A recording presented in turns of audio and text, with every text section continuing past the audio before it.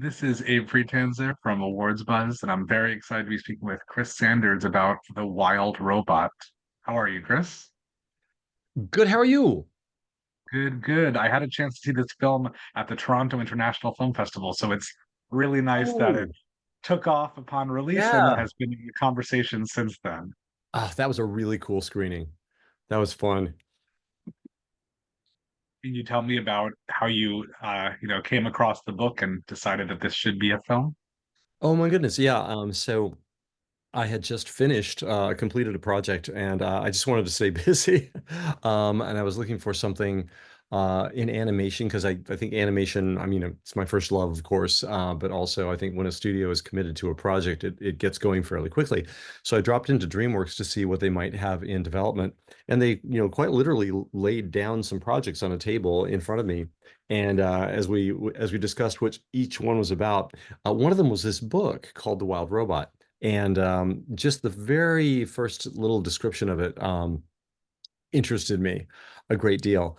And I identified that as the project I was interested in reading. So I took it home, read it, and called back very, very quickly. Kind of, I think, feeling a little bit of suspense that I wanted to get, I wanted to get attached to it, because I was just seeing all these things, and feeling all these things as I read it. Peter Brown's book is very, very popular amongst adults and younger readers as well. It's just one of those properties that it works on so many levels. And just having a robot as a main character, of course, I love robot movies. Just I do. And but having a mom at the core, a mother's story at the core, that's really fresh and unusual in animation. So that I think in particular was something that I was anxious to pursue. I also know that growing up in the 90s, The Iron Giant was a very, popular film that I think has only gotten more endearing with time.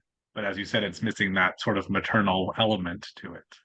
Yeah, yeah, exactly. And interestingly, Iron Giant is a robot I always cite as I really being, as far as I know, the only one that has articulation on its face, and it really works. Otherwise, I think articulation can be very odd or distracting. And in Peter Brown's book, in fact, I have a few right here.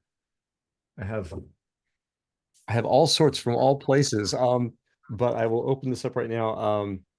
His Roz has a very, very simple indication, rudimentary indication of a mouth, and it's just a horizontal line. I can find a good example of it here. It's a very simple horizontal line. Um, and that is one of the few things I insisted that we remove from his design because I wanted the animators to have that limitation. Um, all of Roz's emotions I wanted transmitted through pantomime, physicality, and from Lupita's amazing performance.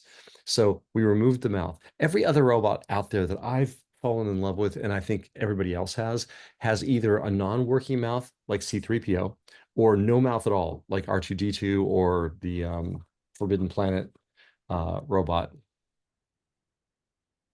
So interesting. I'm also thinking a lot about Robot Dreams from last year, which of course there's no dialogue whatsoever in that. And Mm. so just interesting how you talk, how you make such an emphasis on the mouth and what that means and just how because we're not used to. There's so many different impressions of robots and what we might think about them, especially in a film that very much children are a target audience. You want to make sure it's coming across the right way.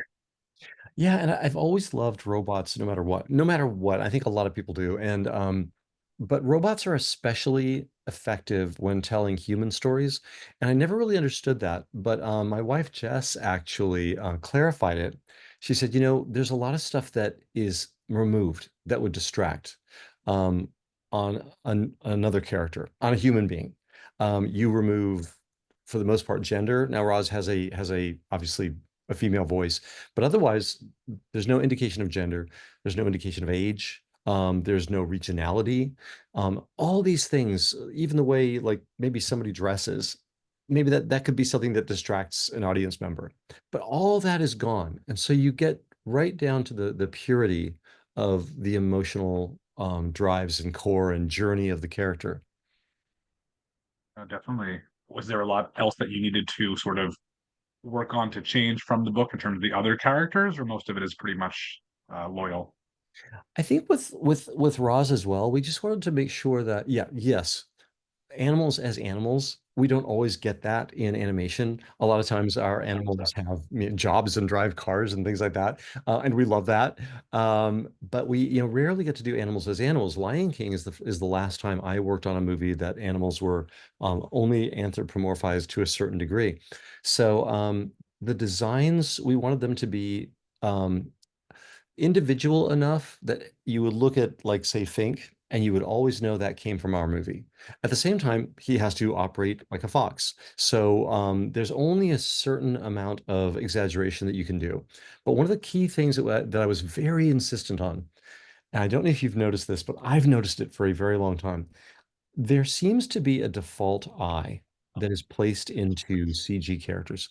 Not always, but most of the time. So whether it be a fish or a human, a dragon, a tiger, they will all have a human eye with a sclera and an iris.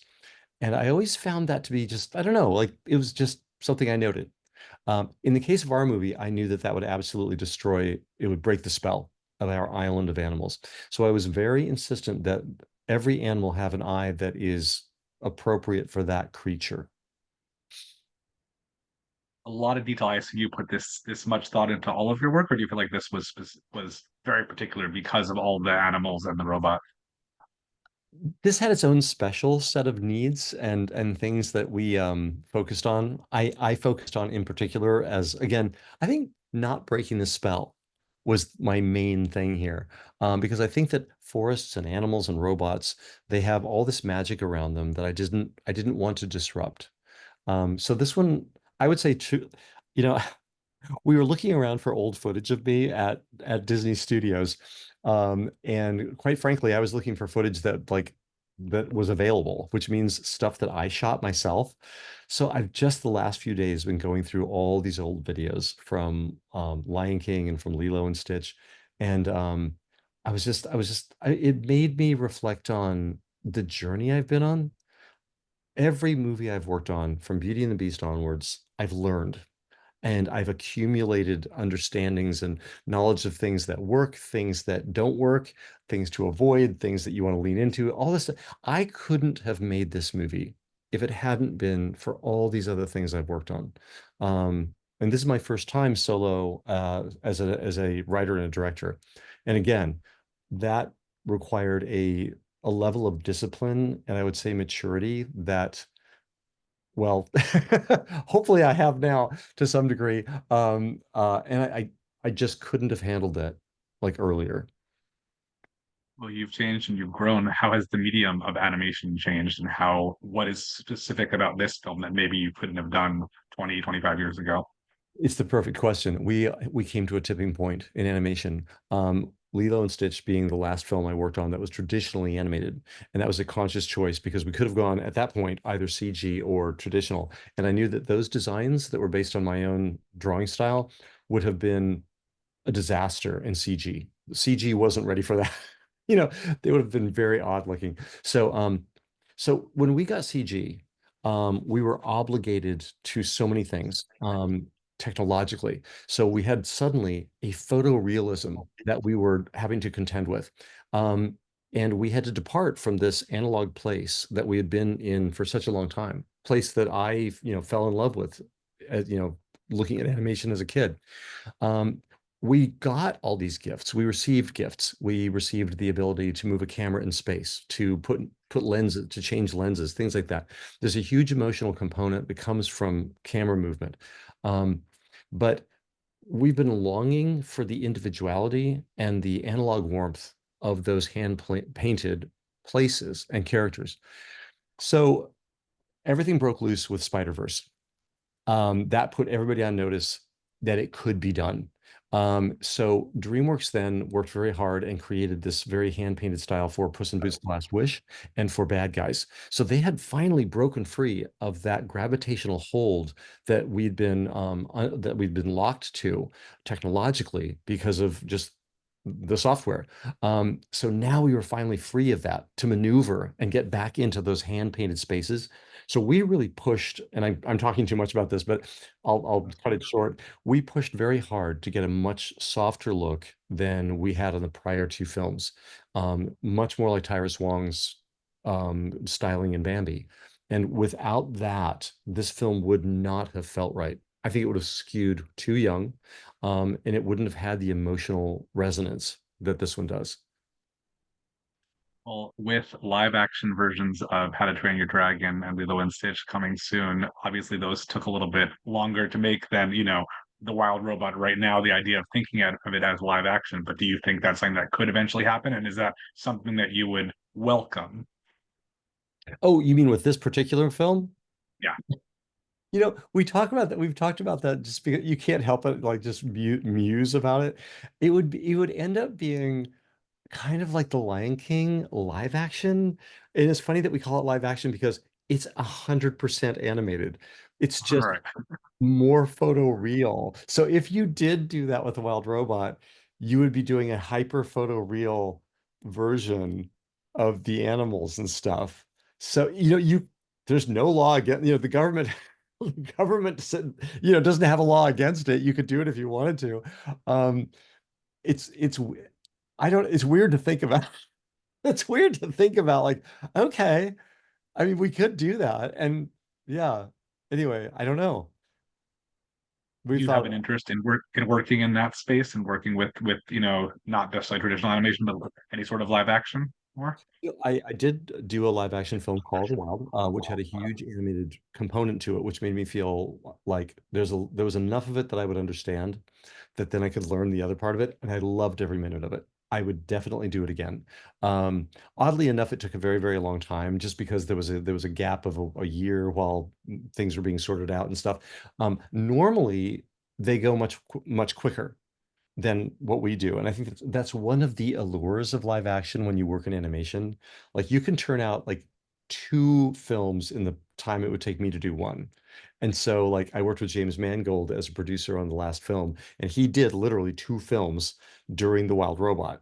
He did Indiana Jones, and then he did A Complete Unknown. So there's that allure, but I loved the experience of being on set, working with actors and artists and having that sort of immediacy. And the creativity it's all there in spades, but it's just different. Again, when you're on a set, it's I can't tell you how impressive it is with what they can make right there on the spot instantly. You know, incredible. It's an incredible craft. And it was, again, it's so much fun. So I would love to do that again because having done it once, not unlike animation, I would love to apply the things I learned to the next one. I think I could do it better. Well, you clearly have such a passion for animation, and I'm curious what other films you're excited about this year that you've seen recently. Oh my God. Well, this is a crazy good year for animation.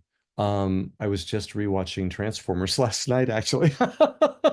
I've already watched it, and I was like, I want to watch Transformers again. It's a good story.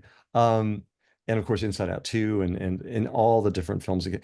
Animation in the last couple of years, I really feel like it's found a prominence with critics and with audiences because it's so important that things be critically, I think, well received.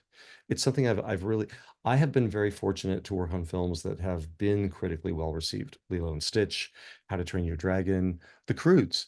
Um, and that's it's really important for so many reasons. I mean, I want these to reach an audience, but if they are reaching an audience, they are hopefully also reaching critics, and resonating with them.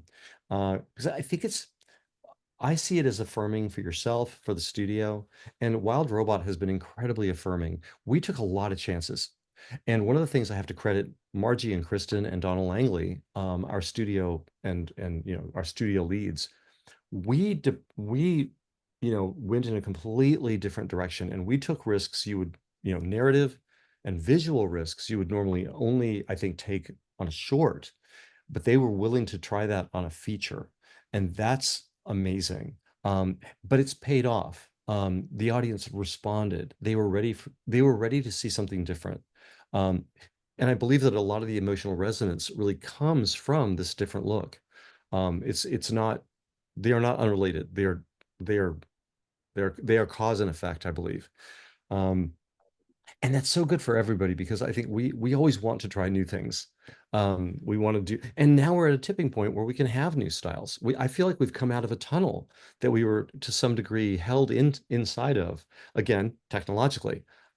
Anytime you see a film from a studio, you are very likely looking at the very outer edge of their technological capability because we all want to push things. I really appreciate your enthusiasm and just all the energy you have for animation, and look forward to seeing what you do next. Thanks so much, Oh, Chris. thank you so much.